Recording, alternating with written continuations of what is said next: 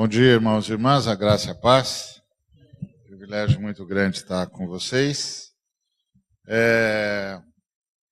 Muito difícil falar depois do meu amigo Paulo Macarrão, porque o Paulo é assim, por exemplo, eu nunca me sinto muito crente, meus pecados e a minha ineficácia no reino sempre me chamam a atenção de que eu ainda não sou crente.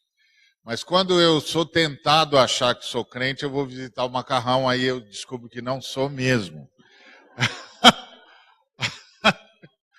Aí eu falo, não, eu preciso de uma dose de macarrão. Vou lá, vejo o que Deus está fazendo através dele, volto dizendo, senhor, eu não sou mesmo, o senhor estava certo em falar, meu filho, você está muito mal, eu estou mesmo.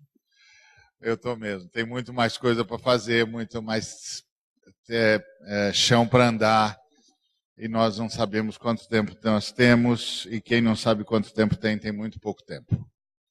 Então nós temos de dar tudo o que a gente tem, porque daqui a pouco, daqui a pouco o Altíssimo nos chama, ou o grande rei volta. E aí acabou. E a gente não teve chance de dizer para todo mundo que tinha de falar, não teve chance, não conseguiu ajudar todo mundo que podia ajudar, não conseguiu doar tudo que podia ter doado. Então,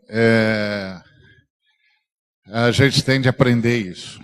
Uma vez, eu assisti, todo mundo assistiu, né?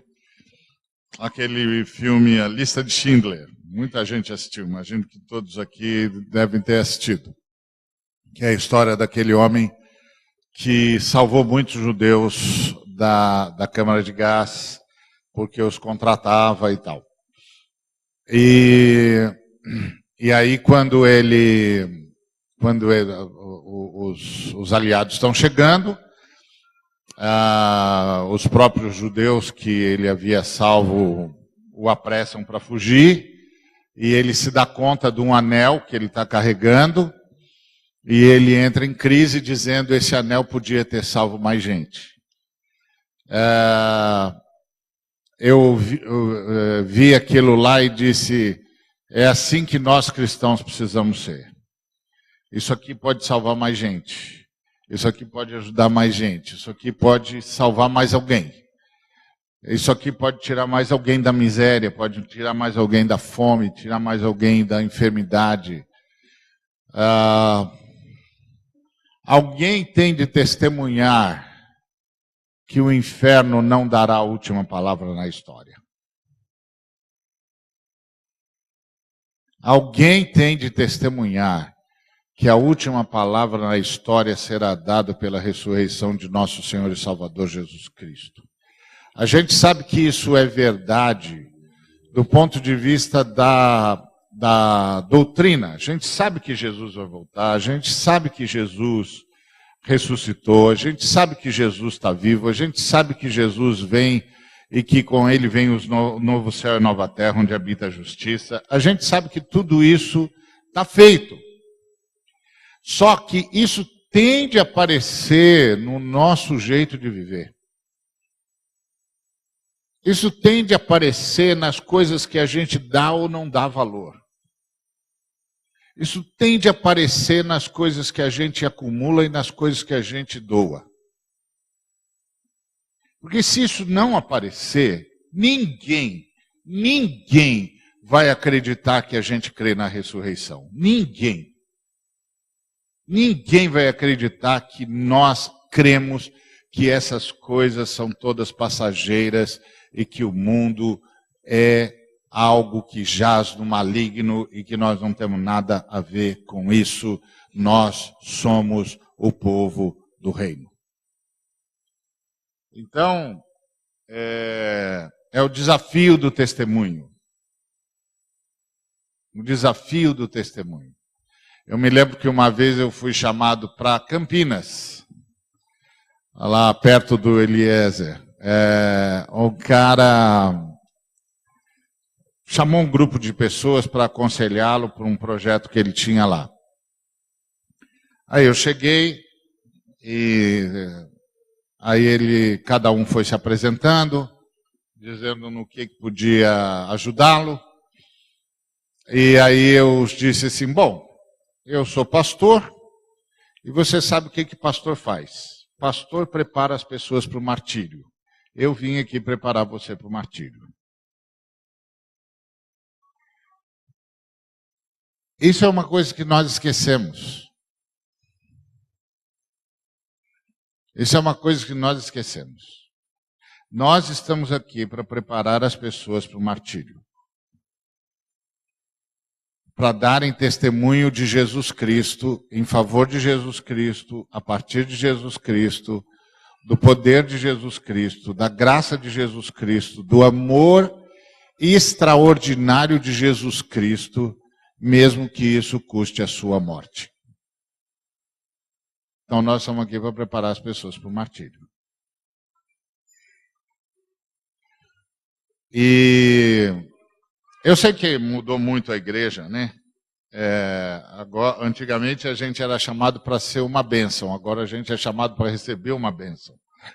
E a gente ouve o apelo, vem hoje à noite, Deus tem uma bênção para você, vem receber a sua bênção. Mas a palavra do Senhor é, hoje Deus vai avançar na sua vida e você vai ser mais bênção do que você já foi até hoje. Vai ser mais bênção do que você já é. Você vai abençoar muito mais do que você já abençoou. Porque Jesus vai se manifestar de forma mais profunda e mais intensa e você vai ser mais abençoador. Porque a ordem de Jesus ao Abrão, que é o pai da fé, é ser tu uma bênção. Ser tu uma bênção. E ele disse, em ti serão abençoadas todas as famílias da terra. E aí, todas as famílias são todas as famílias mesmo. São todas as famílias mesmo. Então, é sempre um privilégio estar com meu amigo. E eu fico sempre constrangido. Saio de conversar com o Macarrão dizendo, ah, meu Deus, não fiz nada ainda, vou ter de começar tudo de novo. Mas eu estou na estrada, pelo menos eu estou na estrada. Não é? Eu me lembro do dia que nós nos encontramos, ele falou assim, vou levar um montão de cara para lá para casa, Ari. Falei, que montão de cara, ô Paulo? Meu, não tem lugar na igreja, meu. Os caras não recebem os caras na igreja, meu. Falei, mas você sabe que é assim. Não, meu, eu vou levar para casa, meu. Eu vou levar para casa. Falei, você vai levar quantos? Ah, já separei uns 20 aí, meu. Falei, meu, você vai pôr 20 caras na sua casa. Meu, eles não vão para a igreja, meu. A igreja não recebe, meu. Eles têm de dormir, têm de comer, meu. Eu falei, não, tá certo. Então, a aventura do Evangelho é extraordinária, é extraordinária. O que Jesus Cristo faz na vida da gente é extraordinário. Então, eu queria convidá-los a abrir a palavra do Senhor em Efésios, no capítulo 4. Nós vamos ler a partir do versículo 7.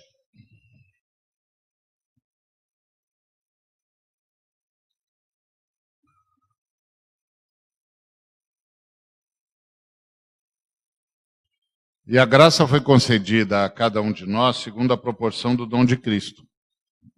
Por isso diz, quando ele subiu às alturas, levou cativo o cativeiro e concedeu dons aos homens. Ora, o que quer dizer subiu, senão que também havia descido até as regiões inferiores da terra? Aquele que desceu é também o mesmo que subiu acima de todos os céus, para encher todas as coisas. E ele mesmo concedeu uns para apóstolos, outros para profetas, outros para evangelistas, e outros para pastores e mestres, com vistas ao aperfeiçoamento dos santos, para o desempenho do seu serviço, para a edificação do corpo de Cristo, até que todos cheguemos à unidade da fé, do pleno conhecimento do Filho de Deus, à perfeita varonilidade, à medida da estatura da plenitude de Cristo, para que não mais sejamos como meninos agitados de um lado para o outro, levados ao redor por todo o vento de doutrina, pela artimanha dos homens, pela astúcia com que induzem o erro, mas seguindo a verdade em amor, cresçamos em tudo naquele que é o cabeça, Cristo, naquele que é a cabeça, Cristo, de quem todo o corpo bem ajustado, consolidado pelo auxílio de toda a junta, segundo a justa cooperação de cada parte, efetua o seu próprio aumento para a edificação de si mesmo em amor. Amém. Bom, graça. Graça é tudo que Deus pode fazer por causa do sacrifício de Cristo.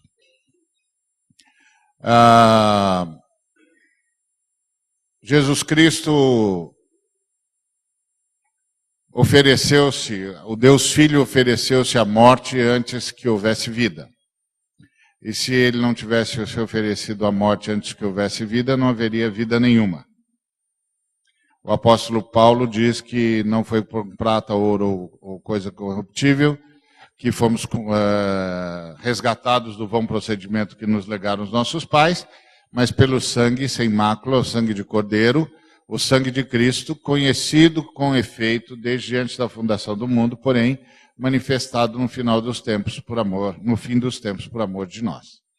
Então, quando nós olhamos para a cruz do Calvário, o que a gente vê é a manifestação do sacrifício do Deus Filho. Se a gente estivesse lá no dia em que Jesus de Nazaré disse: quem quiser seguir-me, a si mesmo se negue, toma a sua cruz. Quem quiser vir após mim, a si mesmo se negue, tome a sua cruz e siga-me. E se a gente tivesse perguntado para Jesus: quando foi que o Senhor tomou a sua cruz? Quando foi que o Senhor se negou a si mesmo e tomou a sua cruz? Ele diria para nós: desde antes da fundação do mundo. Desde antes da fundação do mundo, eu abri mão da minha glória e assumi a cruz. E a tenho carregado por milênios e vou plantá-la no Gólgota. E quando eu a plantar no Gólgota, tudo estará consumado. Então, nós seguimos ao Senhor Jesus, que é a pessoa da Trindade, que em nome da Trindade abandonou a sua glória, abraçou a morte para que nós pudéssemos ter vida. E fez isso antes da fundação do mundo. Se a gente olhasse a balança assim, 2 pratos, equilibrados pela justiça, e a gente pensasse que aí a gente está aqui, e aí a gente peca, a balança faz isso, e quando isso acontece, tudo deveria deixar de existir, porque nós rompemos com Deus, e tudo que rompe com Deus perde o direito de continuar na história. Perde o direito à existência, porque é em Deus que nós vivemos, nos movemos e existimos. E aí a gente olha assustado e vê que nós pecamos, mas a gente não deixou de existir. O que a gente não percebeu? Que quando entramos na balança, a balança não estava assim, a balança estava assim. O que estava aqui era a morte do Cordeiro. Então, quando nós pecamos, a balança fez isso. E a morte do Cordeiro sustentou todo o universo. Por isso todas as coisas foram criadas nele, por ele e para ele. E acrescenta João: sem ele, nada do que foi feito se fez. Primeiro Deus decretou: haja cruz, e então valeu a pena dizer: haja luz. Graça é tudo que Deus pode fazer por causa do sacrifício do Cristo. A primeira coisa que Deus pôde fazer por causa do sacrifício de Cristo foi criar. Não valeria a pena criar se Cristo não tivesse se disposto ao sacrifício.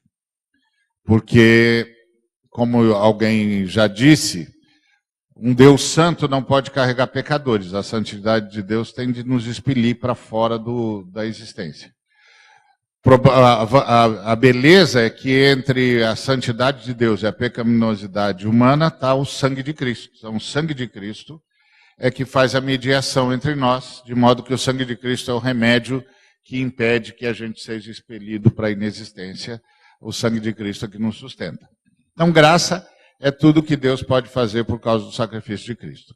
A primeira coisa que Deus pôde fazer por causa do sacrifício de Cristo foi criar. A segunda coisa que Deus pôde fazer por causa do sacrifício de Cristo foi manter. Manter tudo que foi criado.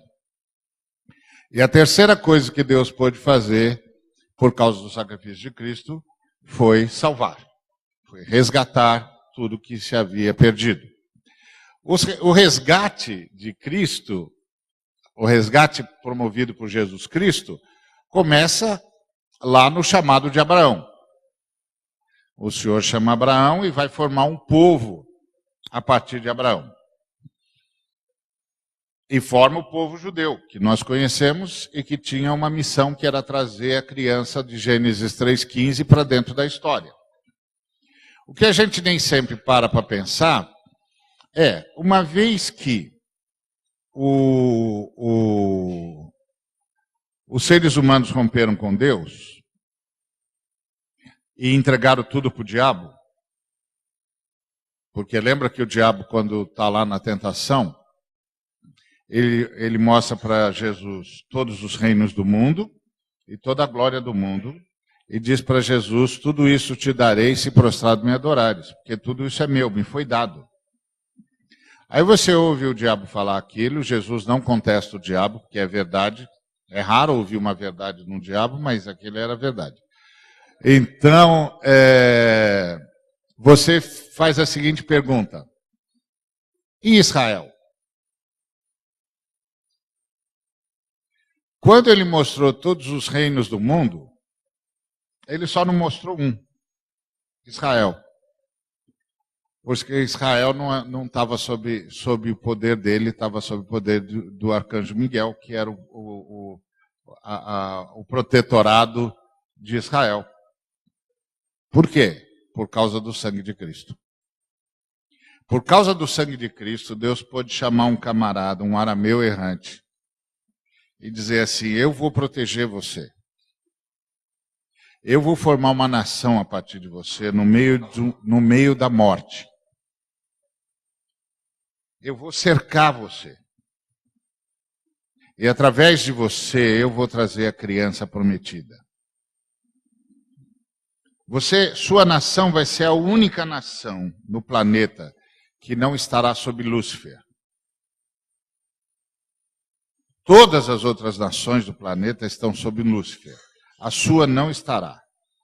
Eu vou colocar a sua nação sob a proteção de Miguel. Ele vai ser o principado da sua nação.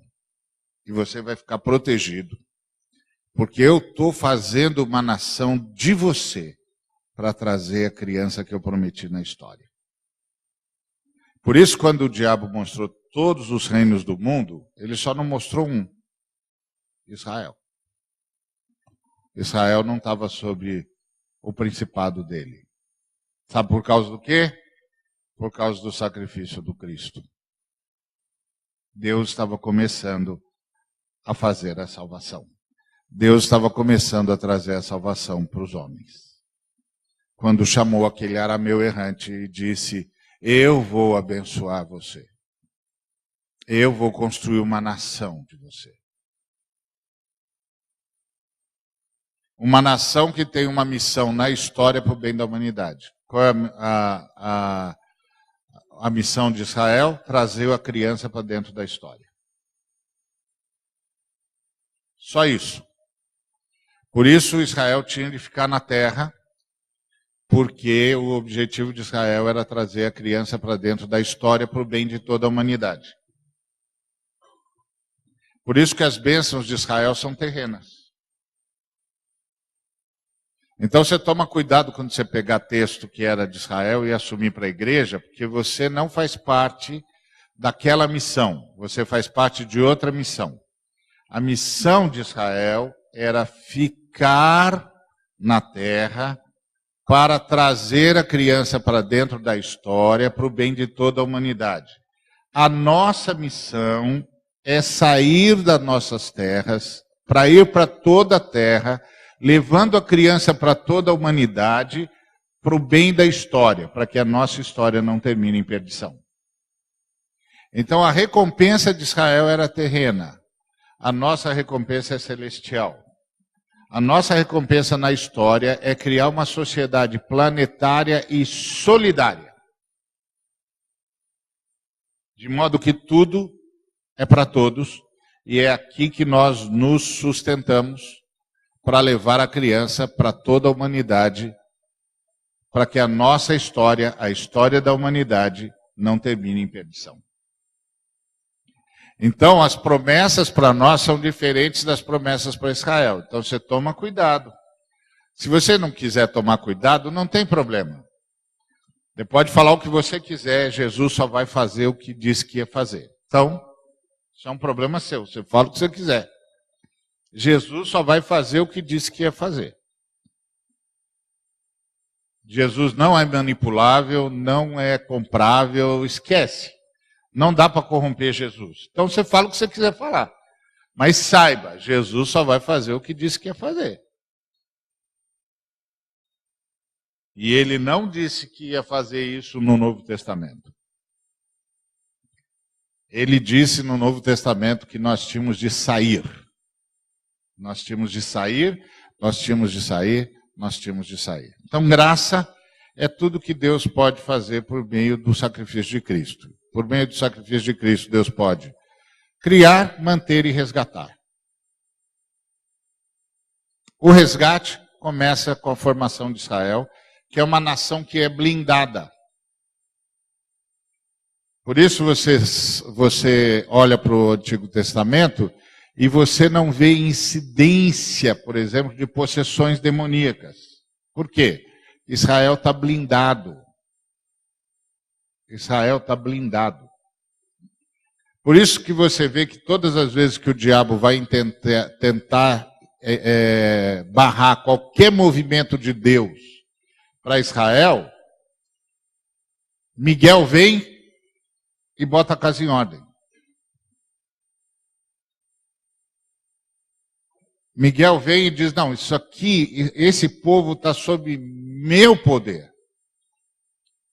Eu sou o principado que Deus colocou em Israel. Você cai fora, você não tem nada a ver com isso. Você não tem autoridade aqui. Foi assim quando ele tentou impedir o arcanjo de falar com Daniel. Foi assim quando ele tentou pegar o corpo de Moisés.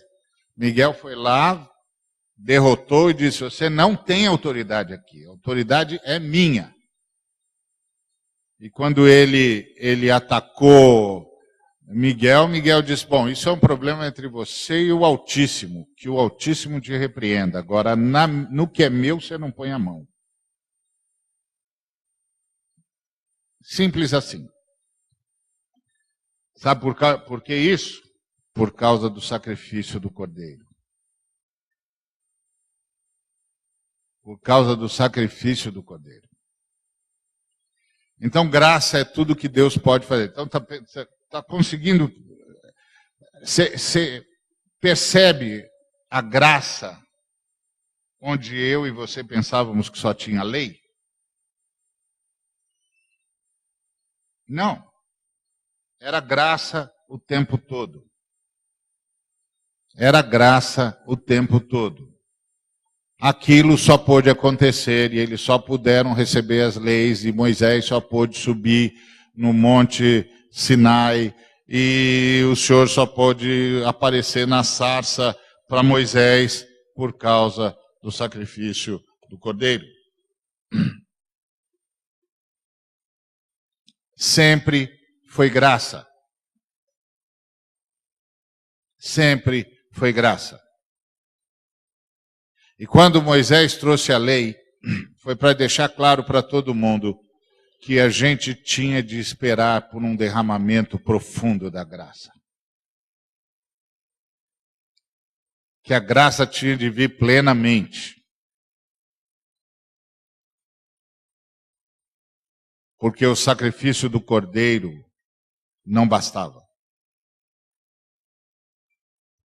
O Cordeiro animal, né? Não estou falando do Cordeiro de Deus. O Cordeiro animal não bastava. precisava ver o sacrifício definitivo. A manifestação do sacrifício definitivo, que é anterior à fundação do mundo. Então, graça é isso. Então, essa graça foi concedida a cada um de nós, diz o apóstolo Paulo, na proporção do dom de Cristo. Agora, por isso diz, quando ele subiu às alturas, levou cativo o cativeiro e concedeu dons aos homens. Então, nós temos aqui uma informação muito interessante, que Jesus mudou o status dos homens, o status dos homens. Antigamente, nós podíamos ser ungidos pelo Espírito Santo, mas não podíamos ser habitados pelo Espírito Santo. Então, você tem toda aquela gama de profetas e patriarcas e tal, todos eles foram ungidos pelo Espírito Santo, mas nenhum deles foi habitado pelo Espírito Santo, porque faltava a manifestação final do sacrifício. Sem a manifestação final do sacrifício, que é a cruz, não podia haver habitação do Espírito Santo. Então os homens ainda estavam sob cativeiro.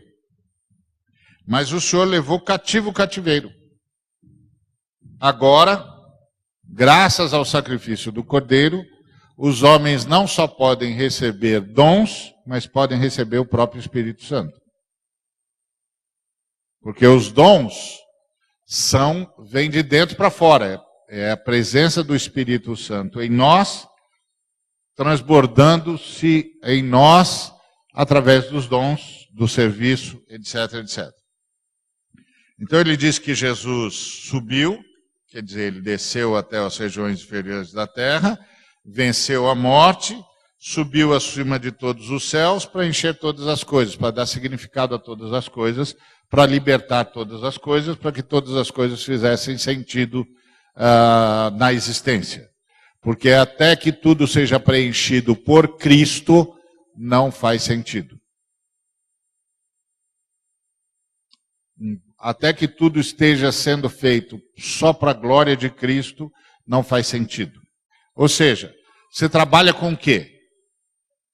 O seu trabalho é para a glória de Cristo e glorifica Cristo? Se não é para a glória de Cristo, não glorifica Cristo, está sem sentido. Por aí vai. E isso é verdade com todas as coisas. Eu pus na internet um texto pequeno, que era um irmão empresário, chega para o mestre e diz assim: mestre, eu queria que você orasse pelos meus negócios. Aí o mestre diz assim: não posso orar pelos seus negócios. Aí o irmão empresário diz assim: por que você não pode orar pelos meus negócios? E o mestre diz: porque eu só tenho autorização de orar pelos negócios de Cristo. Aí o irmão empresário diz: e que negócios que Cristo tem? E o mestre diz: esse que você chama de seu.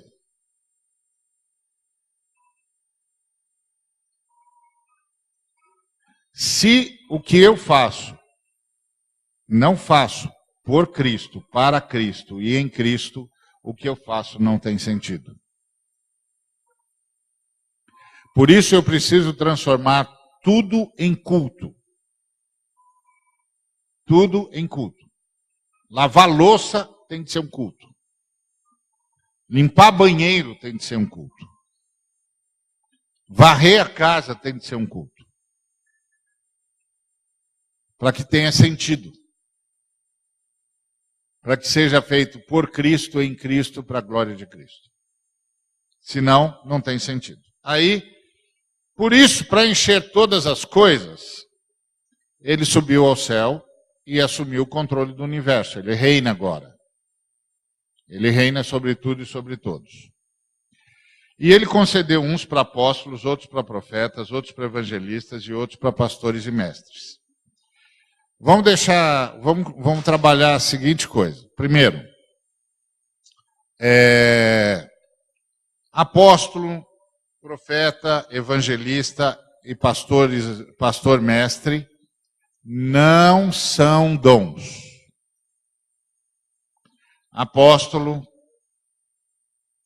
profetas, evangelistas, pastores e mestres não são dons.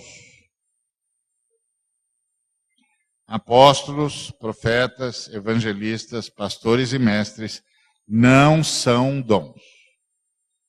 São serviços. E o texto diz, concedeu uns para apóstolos. São pessoas para prestar um serviço. O serviço apostólico é o serviço de levar Jesus Cristo onde ele não é conhecido, de implantar a igreja. E aí o Senhor dá pessoas para fazerem esse serviço. Essas pessoas podem se organizar ou não. Hoje, por exemplo, esses serviços estão organizados em grande parte da igreja. Por exemplo, as agências missionárias que mandam missionários para implantar a igreja onde a igreja ainda não foi implantada. Essas agências missionárias são serviços apostólicos. Eu sei que nós não só achamos que isso aqui é dom, como a gente transformou isso em título. Complicado, eu reconheço que é complicado. Achar que é dom é um equívoco, passa. Transformar em título é um crime, porque desvia a igreja do seu propósito. Não fica chateado comigo se você é apóstolo, tem o título de apóstolo. Deus abençoe o seu apostolado. Não é disso que eu estou falando. Estou falando da história da igreja. Se você, depois de me ouvir, quiser rever isso, bem-aventurado você será. Se depois de me ouvir você não quiser mais me ver, bem-aventurado você será. Nós vamos orar por você o tempo todo. Não fique em crise. Todos nós vamos passar diante do justo juiz, ele resolve isso lá. Então, enquanto ele não resolver, faz o que você entende que deve fazer. Um dia nós vamos resolver isso tudo lá na presença do Senhor. Vai dar tudo certo. Pelo menos para o Senhor vai dar tudo certo. Então, e para os que estiverem fazendo a vontade do Senhor, também vai dar tudo certo. Então, a ideia toda é apóstolo, profeta, evangelista e pastores e mestres são serviços, é a estratégia do Espírito Santo para levar o Cristo a todos os cantos. É estratégia. Estratégia do Espírito Santo foi criar prestação de serviço. Olha que coisa genial. Tem um bocado de gente que acha que inventou esse negócio de prestação de serviço. Mas quem inventou prestação de serviço foi o Espírito Santo. Olha que coisa genial. Ele criou prestação de serviço como estratégia. Então, os apóstolos prestam serviço de implantação da igreja. Então você tem, por exemplo, as agências missionárias, são ministérios apostólicos. Eles vão implantar a igreja onde ela ainda não foi implantada. Aí os profetas. Quem são os profetas? Os profetas são aqueles que lutam pelos direitos humanos, pela ecologia, porque o profeta é aquele que corrige rumos para salvar o futuro. A gente pensa que o profeta é alguém que avisa sobre o futuro, que revela o futuro. Mas o profeta é alguém para salvar o futuro. Para que a gente não continue a incorrer no erro. E nós não entendemos isso. É porque também nós confundimos tudo, né? Nós pegamos, por exemplo, os irmãos que têm palavra de sabedoria e de conhecimento e a gente chama de profeta. Mas não é profeta. É um irmão que tem palavra de sabedoria e palavra de conhecimento. Então você vai lá, ele ora por você, ele tem uma palavra de sabedoria sobre você e dá a palavra de sabedoria sobre você. Assim diz o Senhor. Pronto, essa é uma palavra de sabedoria. Isso não é profecia no Novo Testamento. Ainda que mesmo na primeira igreja, muita gente era chamada de profeta, mas na verdade eles não estavam fazendo o que nós fazemos hoje. Eles estavam preparando a gente para o futuro. Lembra o Esqueço o profeta que falou pro Paulo, camarada que tem esse cinto aqui, o senhor manda dizer que... Lembra o nome dele? Alguém lembra? Ágabo, isso. O camarada que é o dono desse cinto aqui, o senhor manda dizer que aguarda ele um montão de perseguição e muito sofrimento, etc, etc, etc. O que a igreja fez? Deixou de enviar o Paulo? Não. Não. Apenas preparou o Paulo para o que ele ia enfrentar. E orou sobre o Paulo, para que Deus desse a ele graça para enfrentar o sofrimento que ele tinha de enfrentar.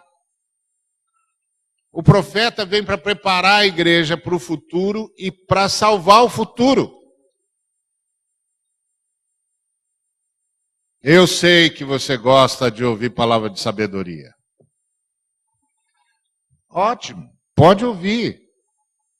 Mas é palavra de sabedoria, porque profecia é para preparar a igreja para o futuro e para corrigir o futuro.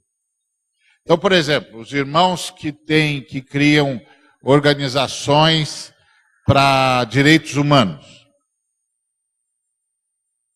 ou para ajudar a socorrer o planeta, são ministérios proféticos. São ministérios que corrigem o rumo da igreja para salvar o futuro. Para que o futuro não seja ameaçado. Como eu e você caímos na esparrela do determinismo, nós não percebemos tantas e quantas vezes Deus invade a história para salvar o futuro.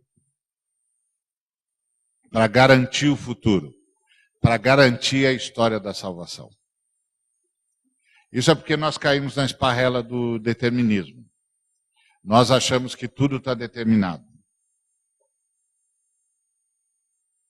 Mas não está. Você diz assim, como é que você diz isso? Eu digo isso porque está na Bíblia. Por exemplo, está na Bíblia que os fraudulentos e os sanguinários não viverão metade dos seus dias. Está vendo? Encurtaram seus dias. Está na Bíblia que quem vive pela espada, morre mais cedo. Encurtou os seus dias. Está na Bíblia que quem honra o pai e a mãe, vive mais tempo. Está na Bíblia que quem toma a ceia indignamente morre mais cedo. Está na Bíblia.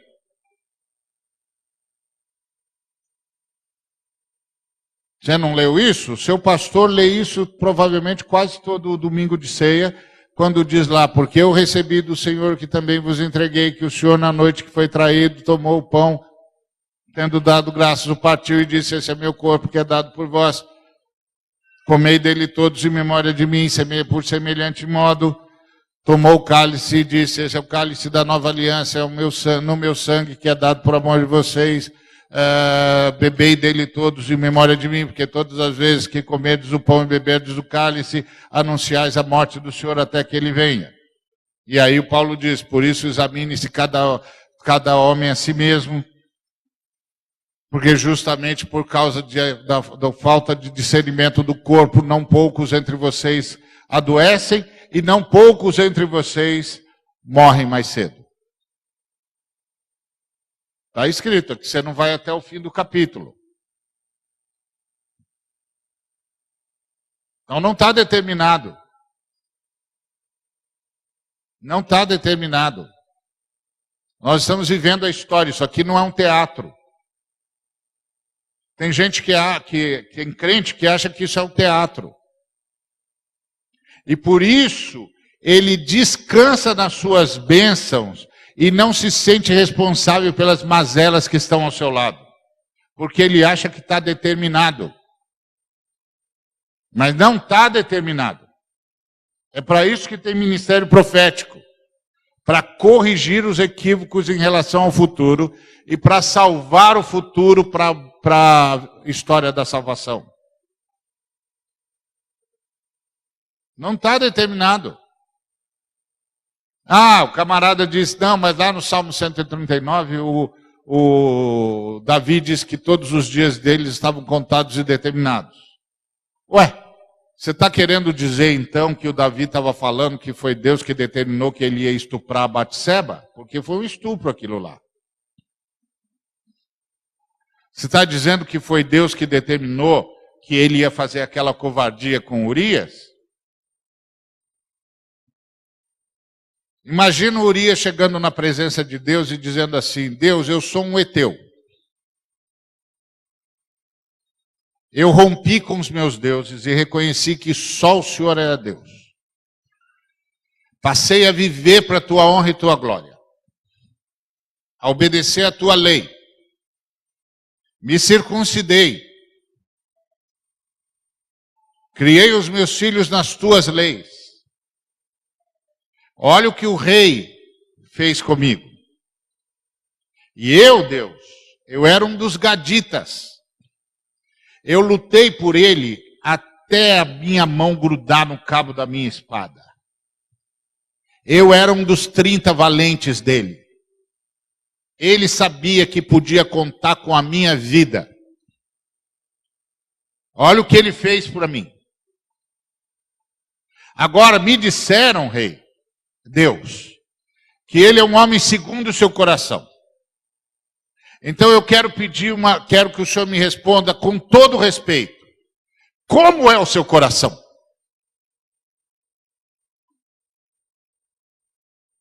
Está vendo?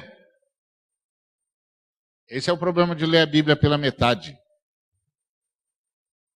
Tem de pensar quando lê a Bíblia. O que Davi estava dizendo é que Deus sabia de mim o tempo todo e continuou investindo em mim. E isso é verdade para ele e é verdade para cada um de nós. Mas não que Deus é responsável pelo pecado dele. O pecado dele é problema dele. Por isso ele foi castigado pelo pecado dele. Deus disse para ele, o que você fez às escondidas vai ser feito na varanda da sua casa. E tem mais. Você vai voltar para as cavernas. Não foi lá que nós nos encontramos? Então você vai voltar para as cavernas para você saber de novo quem você é e a quem você serve.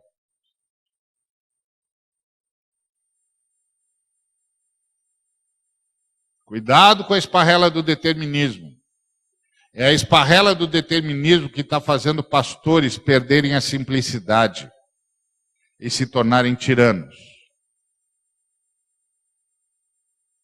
Lembrem-se, nós, os pastores, seremos julgados com muito maior severidade do que os outros. Foi o Tiago que disse isso. Ele disse, não queiram ser. Não queiram ser. Porque sobre vocês virá maior juízo. Não queiram ser.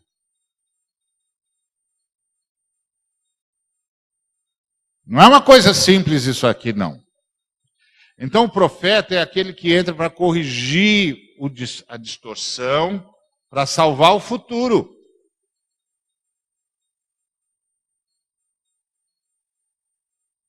E aí Deus levanta um montão de profetas, gente que luta pelos direitos humanos, gente que luta pelos pobres, gente que luta pelos encarcerados, gente que luta pela justiça, gente que luta pela terra, tudo em nome de Jesus, para salvar o futuro.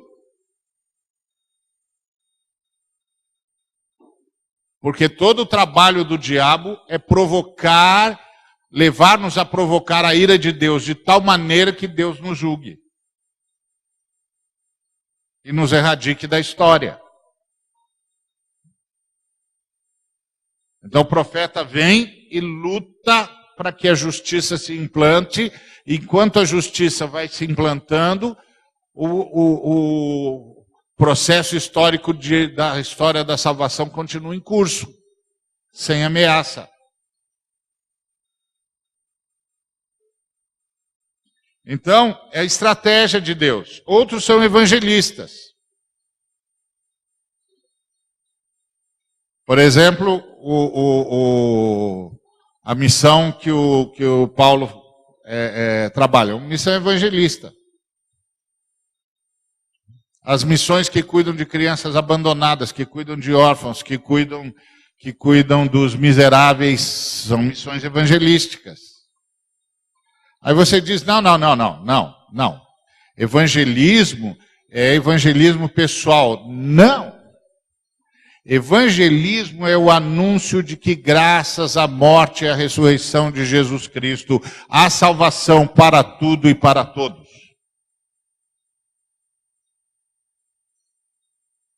Evangelizar é anunciar que graças à morte e à ressurreição de nosso Senhor e Salvador Jesus Cristo, há salvação disponível para tudo e para todos. Que as relações sociais podem ser salvas. Que a sociedade como tal pode ser salva e que o indivíduo pode ser salvo.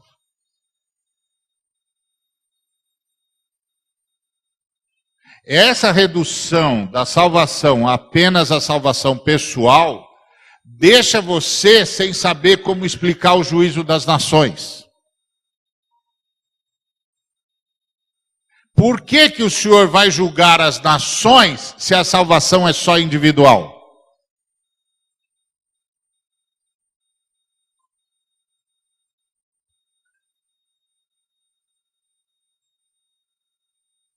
Está vendo?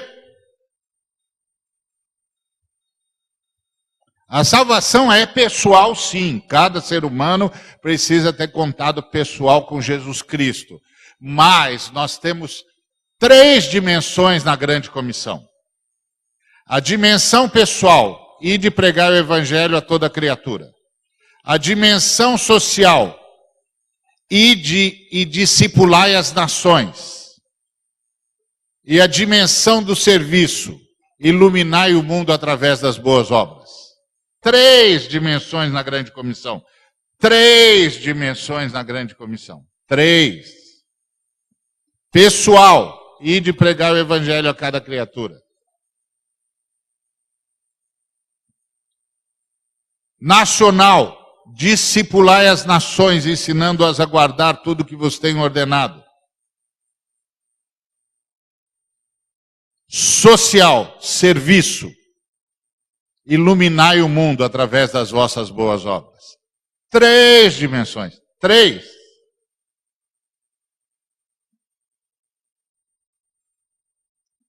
Nós ficamos com uma só. E olha lá. Olha lá, tem uns evangelhos que estão sendo pregados por aí que vai levar o cara para o inferno pior do que ele já está.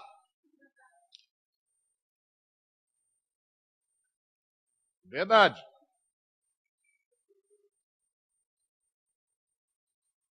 Eu lembro de uma moça que veio me pedir perdão. Eu falei, mas por que a irmã está pedindo perdão? Porque eu ouvi o irmão pregar uma coisa sobre distorção na igreja e eu falei que o irmão estava errado e saí falando para todo mundo que o irmão estava errado. Ué, é seu direito achar que eu estou errado, ué. Não tem problema nenhum, não. Ela falou, não, mas aí eu saí na minha igreja para evangelizar. Bom, interessante, está ficando interessante essa conversa, né? E daí, irmã? Daí o menino que estava evangelizando comigo virou para um grupo de jovens que estava vindo e disse assim, vocês não gostariam de ter carro novo, de morar num apartamento bom, de viver uma vida de sucesso? Resposta dos meninos, claro. Ele diz, aceita Jesus. Quem aceita Jesus não fica mais doente, passa a ter carro bom e a viver num apartamento bom e a ter uma vida de sucesso. Isso ela contando para mim, né? Aí ela disse que virou pro irmão e disse, não é isso que é pregar o evangelho, não. Tem de falar para ele que ele está pecador, que ele está no inferno, que ele tem de se arrepender. Aí o menino virou para ela e disse assim, você não está ouvindo o pastor direito. Que o pastor disse isso que eu estou falando. Aí na outra vez que eu fui pregar, ela foi lá e só para me pedir perdão. Falar o senhor estava certo. Nós nos desviamos do evangelho.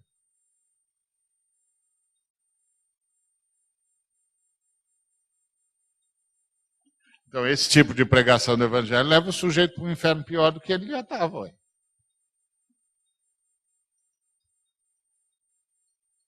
Então, tem que tomar cuidado com isso. Então, nós temos as missões,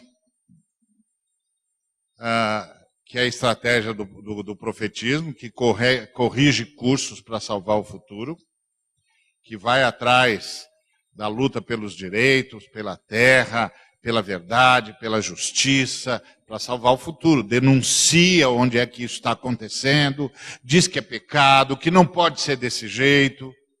Está salvando o futuro.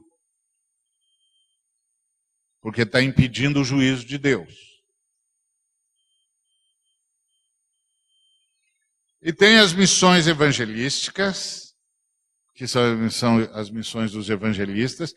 Tudo isso além do trabalho da igreja local. A igreja local também presta esses serviços.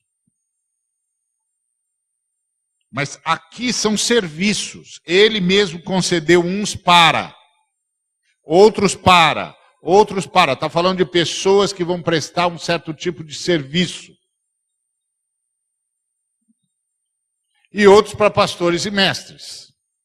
Por exemplo, Missão na Íntegra é um ministério de pastores e mestres, que vai por tudo quanto é canto, disseminando o ensino do Evangelho. A mesma coisa são os seminários que a gente cria. O seminário da sua denominação, o seminário que você manda os seus jovens pretendentes ao ministério. Eles fazem parte do ministério de pastores e mestres. Cuida de gente e ensina a gente a seguir Jesus. E ensina a gente a cuidar de gente.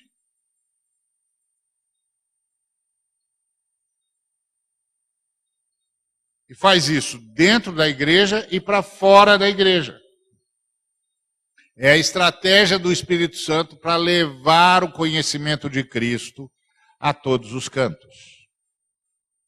A manifestação de Cristo a todos os cantos, a todas as dimensões da vida humana. E você tem os irmãos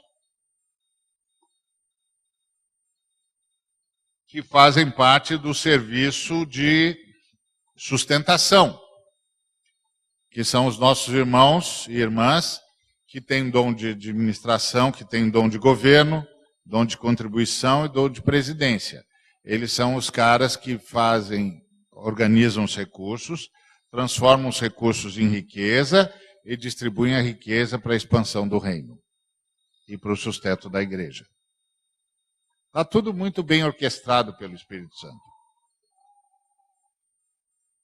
E aí você tem os irmãos que têm o dom da fé, que levam a igreja à intercessão.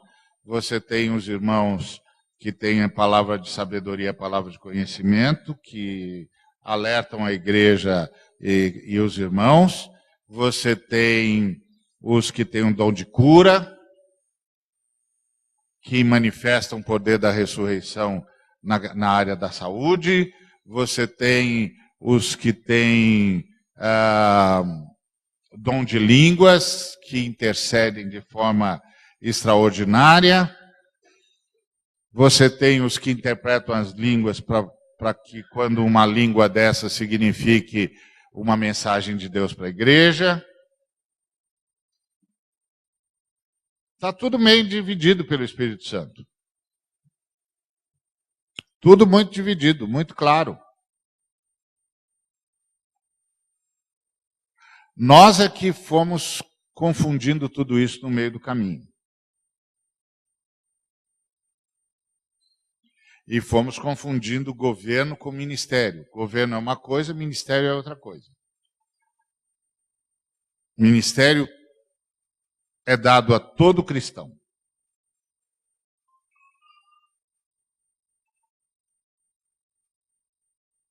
Então tem cristãos com dom de misericórdia, cristãos com dom de fé. Os cristãos com dom de misericórdia vão cuidar das pessoas, vão zelar pelas pessoas. A minha amiga Rita de Cássia lá, ela tem o dom da misericórdia. Apacenta a pessoa o tempo todo. É dom de misericórdia. E assim tem tantos outros. E aqui não são dons, são serviços. Claro que todo mundo que está exercendo esse serviço tem algum dom, claro. Mas são serviços. Então, na igreja você tem os dons.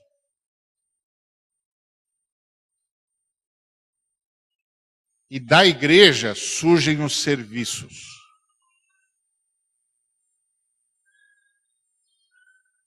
Esses serviços são a estratégia do Espírito Santo para levar a missão para todos os cantos. Para levar o Cristo para todos os cantos.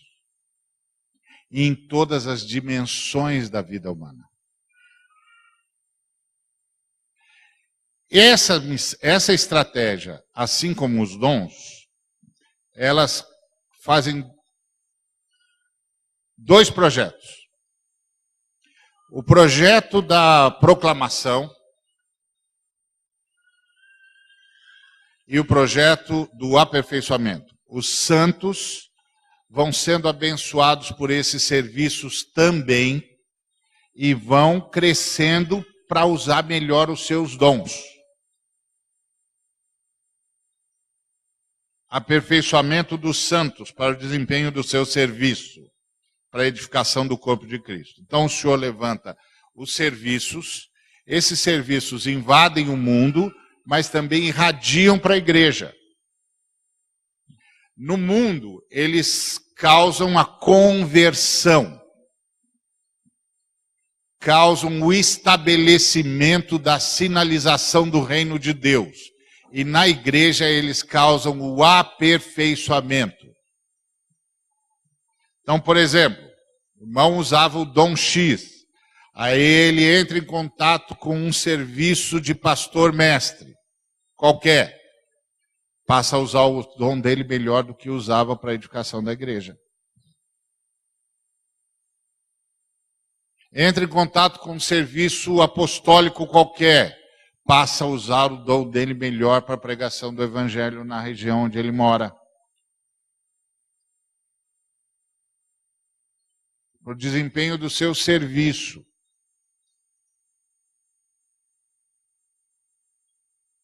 Não é para se tornar mais santo, pura e simplesmente. Porque para se tornar santo é tudo que tem na igreja. A oração, o ensino, a admoestação, tudo. Aqui é para o serviço, ó, com vistas ao aperfeiçoamento dos santos para o desempenho do seu serviço para a edificação do corpo de Cristo. Serviço. Para eles, para os cristãos usarem, para todos os irmãos usarem melhor os seus dons. Então, esses serviços apostólicos, proféticos, evangelísticos e de apacentamento e maestria irradiam para fora da igreja, para fora da comunidade da fé, para impactar o mundo com a presença do reino, cuidar de quem ninguém mais cuida e denunciar o que ninguém mais denuncia. E para dentro da igreja, ajuda os irmãos a usarem melhor os seus dons. Isso é, os irmãos que não estiverem já envolvidos nesse serviço, que ficaram na comunidade da fé, para usar melhor os seus dons. Então, o irmão que tem o dom de governo, que é capaz de organizar recursos, que tem um dom de presidir, que é capaz de gerar riqueza, agora sabe como fazer isso e para que está fazendo isso. O irmão que tem o dom de palavra de sabedoria, de conhecimento, sabe agora usar melhor isso. O irmão que tem o dom de ensino, sabe agora o que tem de fazer com esse dom para edificar o corpo de Cristo. Que tipo de coisas que ele precisa saber para usar melhor o dom que ele tem. Os irmãos que têm o dom de falar em línguas, sabem que eles fazem parte dessa dimensão da intercessão e que tem de estar pronto para ser porta-voz de uma mensagem específica que Deus possa ter para a comunidade, mas para isso precisa ter alguém que tenha o dom de interpretação. Então os irmãos vão sabendo melhor fazer o seu serviço. Seu serviço, usar melhor as capacidades que receberam do Espírito Santo. E aí todo mundo vai trabalhando junto. E vai fazendo o que tem de fazer para apressar a volta de Cristo.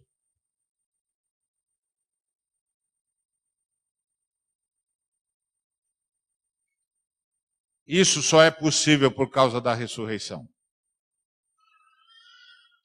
Até a cruz, tudo foi sustentado.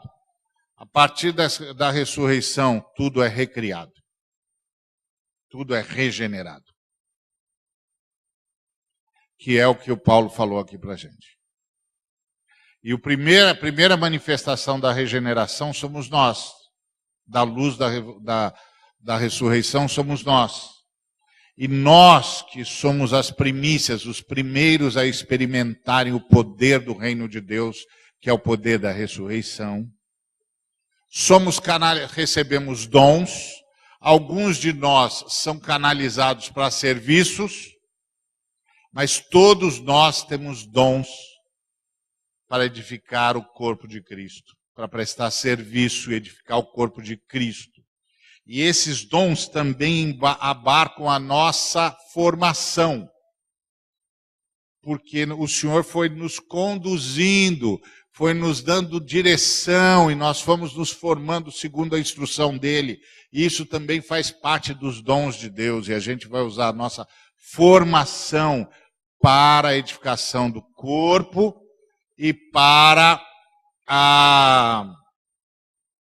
o anúncio do Evangelho. Então, quando a Bíblia fala em edificação do corpo, não está falando nem em adoração, nem está falando em santidade.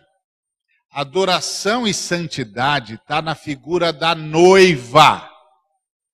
A noiva adora, a noiva é santificada. Não está escrito isso na Bíblia? Que o Senhor Jesus se sacrifica pela noiva para a santificar. Está escrito ou não está escrito? Então, santificação é a figura da igreja como noiva de Cristo. Adoração é a figura da igreja como noiva de Cristo. Corpo de Cristo é a figura da igreja como instrumento a partir do qual Jesus Cristo estabelece o seu reino. Manifesta o seu reino. O corpo é para manifestar o reino. É igual um atleta que tem tudo aqui na cabeça. É o maior centroavante do mundo, mas está lesionado. Tem cabeça, mas não tem corpo. Sabe fazer tudo, mas não tem corpo que responda ao que ele sabe.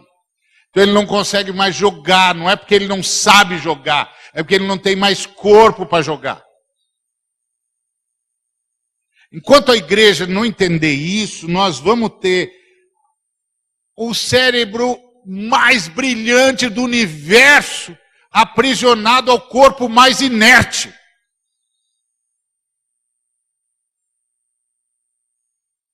Porque a gente nem sabe o que significa ser corpo.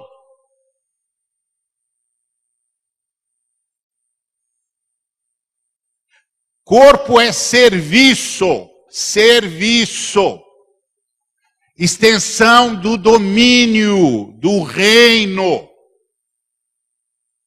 E o Espírito Santo criou estratégias, 4 ou 5 estratégias, dependendo de como você conta. A estratégia apostólica, a estratégia profética, a estratégia evangelística e a estratégia do apacentamento e ensino. Você e eu pegarmos isso para transformar isso em título é um crime. Isso é uma estratégia.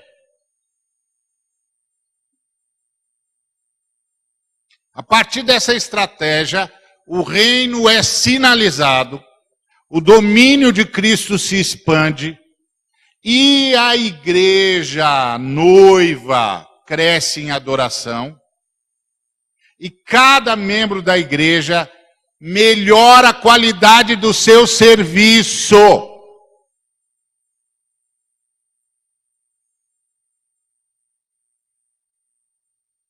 Que agora ele sabe, ele ouviu os ministérios proféticos dizendo que tem de cuidar do planeta, ele sai para cuidar do planeta, ele usa melhor o dom que tem. Ele usa melhor os negócios de Jesus Cristo que ele administra. Porque ele é de Jesus Cristo, então quem é de Jesus Cristo não tem mais nada. Jesus Cristo tem tudo. Então ele vai usar melhor, vai administrar melhor as coisas de Jesus Cristo para ser mais eficaz no serviço. Seja dentro da comunidade, seja para sinalizar o reino de Deus no mundo.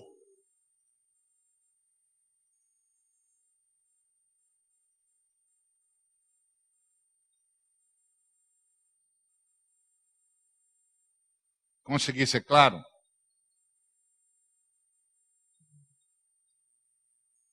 Sim ou não? Ótimo. Então, é serviço, o corpo tem de se ajustar. Nós temos de engrenar os nossos serviços para sermos eficazes como igreja local e como ministérios.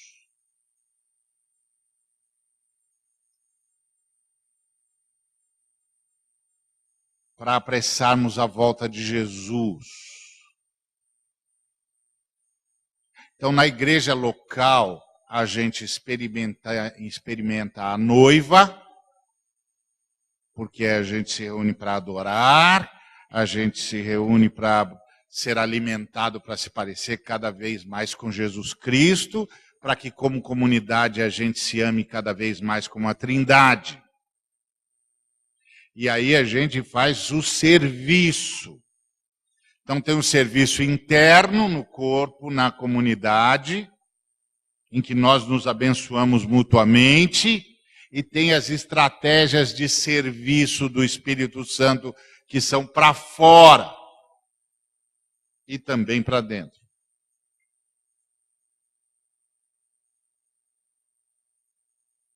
Então os evangelistas que vão levar essa grande mensagem. Só que essa mensagem não é um discurso, é uma prática. O Paulo deu um exemplo perfeito aqui, quando falou do camarada que ele chega para ele e diz: reuni com os meus filhos, nós decidimos entregar a vida para Jesus, porque a gente dorme na cama que você mandou para a gente abre a porta que você doou para a gente, e a gente disse: esse Cristo aí deve ser fantástico, esse cara não pediu nada e trouxe tudo. Vamos ser assim também, evangelista, cuidando dos pobres para que os pobres entreguem a vida para Jesus. E tem os profetas, às vezes a gente trabalha nos dois serviços, denunciando tudo que é contra a vontade de Deus. Por quê? Porque a nossa nação vai ser julgada. Tive fome, me deste de comer, tive sede. É juízo das nações. 3 dimensões na grande comissão. A dimensão pessoal, ir e pregar o evangelho a toda criatura. A dimensão nacional, discipulai as nações, ensinando-as a guardar todas as coisas que vos tenho ordenado. A dimensão do serviço testemunhal. iluminai o mundo através das vossas boas obras, para que vejam as vossas boas obras e glorifiquem o vosso Pai que está no céu.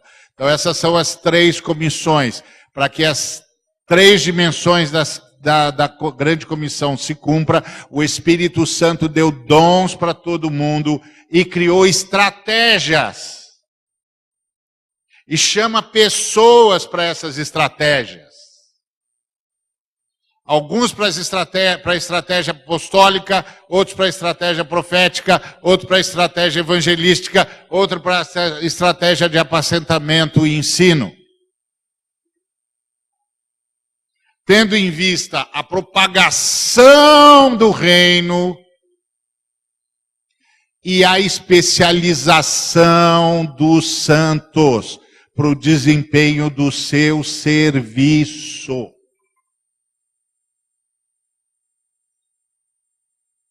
Serviço. Está escrito serviço aqui no texto? É serviço mesmo, serviço. O corpo é o meio através do qual o Cristo exerce a sua autoridade. E para ser o cabeça sobre todas as coisas, o deu à igreja, que é o seu corpo. A plenitude daquele que enche tudo em todas as coisas. Para ser o cabeça sobre todas as coisas, o deu à igreja, que é o seu corpo. A igreja como corpo é o instrumento através do qual o Cristo exerce o seu domínio na história. A igreja como noiva é o meio através do qual o Cristo recebe a sua adoração, a adoração que faz jus na história. Então a igreja tem a dimensão corpórea e tem a dimensão conjugal.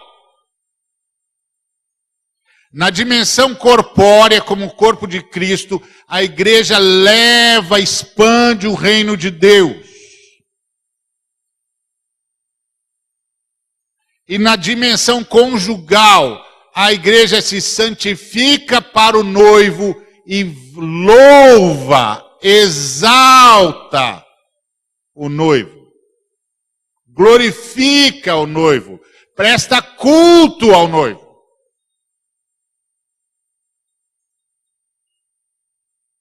É a mesma igreja em 2 figuras diferentes.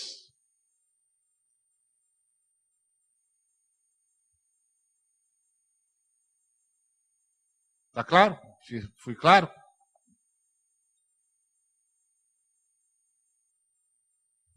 Então nós precisamos repensar isso, irmãos.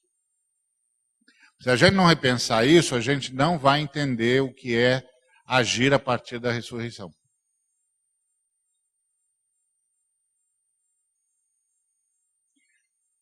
A primeira fase da história da salvação é sob a sombra da cruz.